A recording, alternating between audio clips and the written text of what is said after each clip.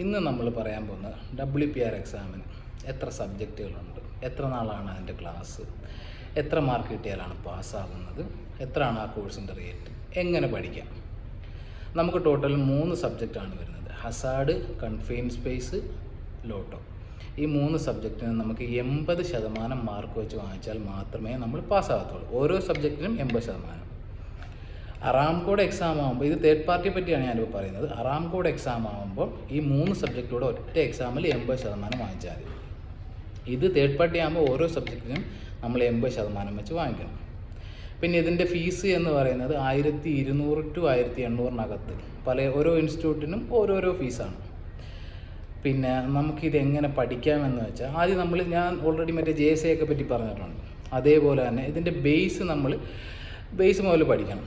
പിന്നെ നമ്മൾ question and answer video ഇടുന്നുണ്ട്. പിന്നെ അത്യാവശ്യം വളരെ ഇമ്പോർട്ടൻ്റ് ആയിട്ടുള്ള പോർഷൻസ് നമ്മൾ വീഡിയോ, അതായത് മെയിൻ വീഡിയോ ആയിട്ട് തന്നെ ഇടുന്നുണ്ട്, ക്ലാസ് ആയിട്ട് തന്നെ ഇടുന്നുണ്ട്. നമുക്ക് എക്സാമിനും ഉപകാരപ്പെടും, പിന്നെ നമുക്ക് ക്ലാസ് അല്ലാതെ നമുക്ക് ഫീൽഡ് വർക്കിനും ഉപകാരപ്പെടും. അപ്പോൾ ഇതാണ്